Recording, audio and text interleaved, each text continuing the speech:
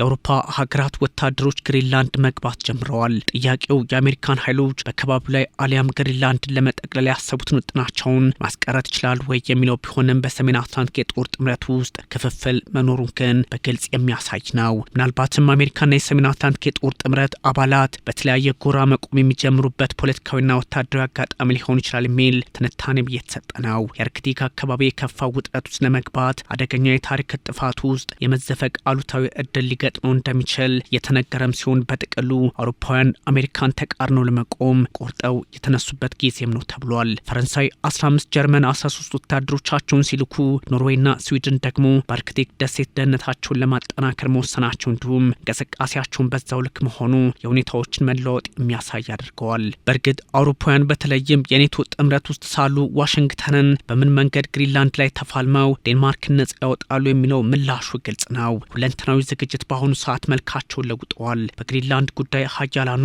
ሩሲያ፣ አሜሪካና ቻይና የተለያየ ስትራቴጂክ ፍላጎት ውስጥ መሆናቸው ከአውሮፓውያኑ ጋር ሲዳመር ቀውሱን ያከፈዋል። ፕሬዚዳንት ቭላዲሚር ፑቲን የዓለሙ ሁኔታ ምስቅልቅል ወጥተዋል፣ ከዓመታት በፊት የተቋጩ ቀጠናዊ ግጭቶች ዳግም አገርሽተዋል ባሉበት አጋጣሚ የፈረንሳዊ ፕሬዚዳንት ኢማኑኤል ማክሮን የራሳችንን አውሮፓ ህብረታዊ አውርሽኒግ መታጠቅ ያስፈልገናል ማለታቸው መግለጫዎች ሁሉ ለጦርነት የቀረቡ መሆናቸውን ይጠቁማል። ዴንማርክና ራስ ገዟ ግሪንላንድ እንዲሁም አሜሪካ በአርክቲኳ ግዙፍ ደሴት ላይ ቢመክሩም በተለያዩ ፖለቲካዊ ጎራ ላይ መሰለፋቸው ማን ከማን ጋር አብሮ መቆም እንደሚችል ጠቋሚ በመሆኑ በአርክቲክ አካባቢ ያለውን የፖለቲካ ሁኔታ የኔቶ፣ የአሜሪካ፣ ሩሲያ፣ ቻይናና የአውሮፓ ህብረት ያደርገዋል። ከፕሬዚዳንት ዶናልድ ትራምፕ ጋር በግልጽ በተቃርኖ የቆሙ ሆነዋል። የአውሮፓ መሪዎችም እየተባለላቸው ይገኛል። ለዚህ ሁሉ አለመግባባት ምክንያት የሆነችው ግሪንላንድ አሜሪካን ቀንሶ የሚፈጠር ወታደራዊ ጥምረትን ታሳቢ እስከ ማስደረግም እንደደረሰች ተነግሮላታል። ሩሲያና ቻይናም ቢሆኑ ፕሬዚዳንት ዶናልድ ትራምፕ ግሪንላንድን እኔ ባልጠቀልላት ከሺጂንፒንግና ከፑቲን አንዳቸው ይጠቀልሏታል በሚል ግሪንላንድ የዴንማርክ የመሆን እድል የላትም ወይም የዋሽንግተን ቤጂንግ አሊያም የሞስኮ ናት የሚል አይነት መልእክት መስደዳቸው አንድም ኔቶና አውሮፓ ህብረትን ታሳቢ አድርገው የጥምረት መግለጫ አያሳስበኝም፣ አንድም ከአሜሪካ አይናቸውን ሳታነሱ በጎን ሩሲያ ወይ ቻይና ይወስዱላቸዋል ነው ትርጉሙ። በግሪንላንድ ምን እንደሚፈጠር የምናየው ይሆናል። ግሪንላንድ ለብሔራዊ ደህንነታችን እንፈልጋታለን። እናም ምን እንደሚፈጠር እናየዋለን። ከውይይታቸው በኋላ ማብራሪያ ይሰጡናል። መረጃው እንደደረሰኝም በቶሎ ነግራቸዋለሁ። ነገር ግን ከዴንማርክ ጋር በጎ ግንኙነት አለን። ያው እንደምታውቁት ጎልደን ዶም እየገነባን ነው። እጅግ በርካታ ስራዎችን እየሰራን ነው። እናም እንፈልገዋለን።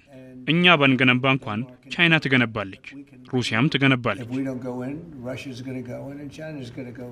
በዛ ላይ ሪፐብሊካኑ ከህልማቸው አንድ ኢንች ወደ ኋላ እንደማያፈገፍጉ ማሳያው የዋይት ሀውስ ፕሬስ ሴክሬታሪ ካሮላይን ሌቪት የሰጡት ሀሳብም ነው። የጀርመን፣ የፈረንሳይና የሌሎች አውሮፓውያን ጦር ወደ ግሪንላንድ መግባት መጀመር ለፕሬዚዳንት ዶናልድ ትራምፕ አረንጓዴ ምልክት አንሰጣቸውም ካልሆነ በስተቀር ዋሽንግተን በዚሁ ቁርጠኝነቷ ብትቀጥል የ57,000 ህዝብ መኖሪያዋ የምድራችን ግዙፏ ደሴት ግሪንላንድ በእጇ አትገባም ማለት እንዳልሆነም ለመረዳት አያዳግትም። አርክቲክ የዓለምን ኢኮኖሚ በአዲስ መልክ ቅርጽ ለመስጠት የሚያስችል በቀጠናው ላይ እየተመነደጉ የመጡትን ሩሲያና ቻይናን ከጂኦፖለቲካ ውድድር ለማስወጣት በር የሚከፍት እንደሆነ የተረዳው ፔንታጎን ወታደራዊ ሚዛኑን ከኢኮኖሚና ብሔራዊ ደህንነቱ ጋር ትይዩ ለማስኬድ ከፕሬዚዳንት ዶናልድ ትራምፕ አሜሪካን ዳግም ታላቅ ማድረግ ፕሮጀክት ጋር አጣምሮ የቤት ስራውን መስራት ጉልበት አዘል ዲፕሎማሲው አድርጎታል። አርክቲክ ምዕራቡ ዓለም አርቆ የሚያስባቸውን ቻይናና ሩሲያን እዛው አንቆ ለማስቀረት ስልታዊ ቦታ መሆኑን ይረዳዋል። ፔንታጎን በዚህ ልክ ነው ፖለቲካዊና ወታደራዊ አቋሙን እያንጸባረቀ የሚገኘው።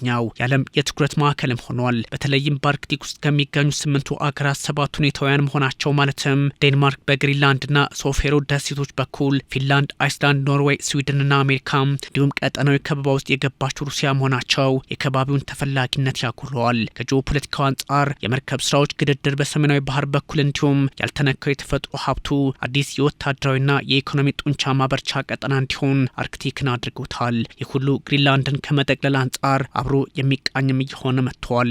በተለይም በ2025ና 2026 የአውሮፓ ህብረትና አሜሪካ ትኩረት መሆኑ በዛ ላይ እንዳይግባቡ እያደረጋቸው መምጣቱ ካናዳም ከስትራቴጂ አንጻር ጥያቄዎችን ማንሳት መቀጠሏ፣ ሩሲያም የአርክቲክ ፖሊሲዋን አዲስ ትኩረት በሚል መቃኘቷ እንዲሁም ወታደራዊ አቅሟን ቀጠናው ላይ ማበርታቷ ዛሬ ትራምፕ ግሪንላንድን ካላስገባው ዴንማርክና የአውሮፓ አጋሮቿ ከስጋት አንጻር መመልከታቸው ፖለቲካዊ ሀቅ ሊሆን ሊሆን እንደሚችል ማሳያ አድርጎታል። በዚህም ያልተለመዱ እንቅስቃሴዎች በአርክቲክ ተጀምረዋል። አቅምን ማሳደግ፣ አጋር ማብዛት፣ ወታደራዊ ልምምድና ጦር ማስፈር የቅርብ ጊዜ ልምዱ የአርክቲክ ሆኗል። በዚህ አካባቢ ማን ከማን ጎን በቅጡ መቆም እንዳለበት ማወቅ አስቸጋሪ አድርገዋል። በአሜሪካ የጀርባ አጥንትነት የቆመው ኔቶ ከአባቱ ዋሽንግተን አውሮፓ ህብረትም ያለ አሜሪካ እንደማይጸና እየገባውም ቢሆን ከትራምፕ በተቃራኒ ሆኖ ለመቅረብ መሞከሩ ሩሲያ በአርክቲክ አሜሪካ ከአውሮፓ ህብረቶች ጋር መጋጨቷን ብትፈልገውም በተመሳሳይ አሜሪካን በስጋት መልክ ማየቷ አስቸጋሪው አርክቲክ ጎራ ለመለየት እንኳን እድል እየሰጠ እንዳልሆነ ጠቋሚም አድርጓል። በእርግጥ ጎራዎች የተለዩ ናቸው ቢባሉም አንዳንድ ሁኔታዎች ግን እጅግ አስቸጋሪ መሆናቸውን በግልጽ የሚያሳይ መረጃ መውጣቱን ቀጥሏል።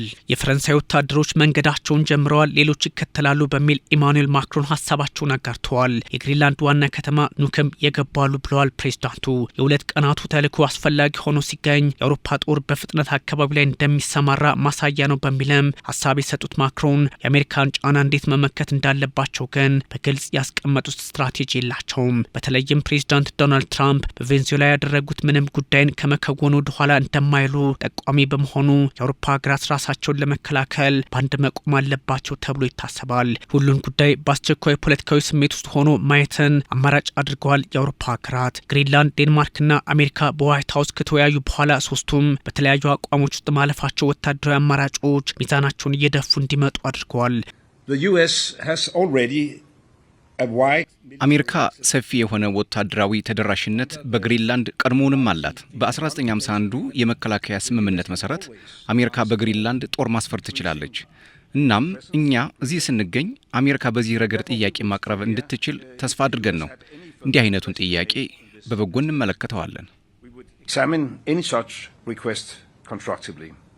ምክትል ፕሬዚዳንት ጄዲ ቫንስና የውጭ ጉዳይ ሚኒስትሩ ማርክ ሩቢዮ በጉዳዩ ላይ ቢመክሩም ይህ ነው የሚባል ፖለቲካዊ መለሳለስ አላሳዩም። ዴንማርክ ግሪንላንድን ትራምፕ ከመጠቅለል አቋማቸው ዝንፍ እንደማይሉ ገብቶኛል በሚልም ሀሳብ ሰጥታለች። የግሪንላንድ የውጭ ጉዳይ ሚኒስትርም አሜሪካ ጋር እንሰራለን ግን ወደ አሜሪካ እንጠቃልላለን ማለት አይደለም የሚል ሀሳብ በሌላ በኩል ሰጥተዋል። የቱንም ያህል ወታደር በግሪንላንድ ያስፍሩ ትራምፕ አቋማቸውን ይለውጣሉ ብዬ አላስብም በሚል የዋይት ሀውስ ፕሬስ ሴክሬታሪ ካሮላይን ሌቪት ሀሳብም ሰጥተዋል። ራሳቸው ትራምፕም እኛ ግሪንላንድን እንፈልጋታለን በሚል ከሰዓታት በፊት በኦቫል ኦፊስ አረጋግጠዋል። ዴንማርክ የአውሮፓ ህብረትም የኔቶም አባል መሆኗ ደግሞ በእርግጥም የምዕራቡን ዓለም ፖለቲካ ጫና ውስጥ የሚያስገባ ያደርገዋል። አሁን ፖለቲካዊ መንገዶች ሁሉ የስጋት ሆነዋል። በግሪንላንድ ጉዳይ ከአሜሪካ ለመቃረን የሚፈልጉት ማክሮን አውሮፓ ህብረት የራሱ ኦርሽኒክ ያስፈልገዋል በሚል ሀሳብ ሰጥተዋል። በሌላ በኩል ደግሞ የሩሲያን ስጋትነት ለማስቀመጥ የሞከሩበትን አጋጣሚ ፈጥሯል። ፈረንሳይ በሩሲያ ሃይፐርሶኒክ ሚሳይል ኢላማ ውስጥ ናት በሚል ሀሳብ የሰጡት ማክሮን ከአሜሪካ ጋር ያላቸውን ግንኙነት ማስተካከል ካልቻሉ የግሪንላንድ ጉዳይ ችግር ሊፈጥርባቸው እንደሚችልም ተጠቁሟል። ለዚህም ነው አውሮፓ ህብረት ራሱን አጠናክሮ ሩሲያን መመከት አለበት ባሉበት አንደበታቸው የአውሮፓ ህብረት ፖለቲከኞች በሌላ በኩል አሜሪካን ለመቃረን በግሪንላንድ ጉዳይ ሞክረዋል የሚል ግራ የገባው ጥያቄ እየተነሳ የሚገኘው። ፕሬዚዳንት ቭላዲሚር ፑቲንም ዓለም እየታመሰች ነው በሚል ሀሳባቸውን አስቀምጠዋል። ይህ ሁሉ ፖለቲካዊና ወታደራዊ ግንዛቤዎች ነገሮች ሄደው በጉልበት የመጠናቀቅ እድል እንዳላቸው የሚያስረግጡ ናቸው።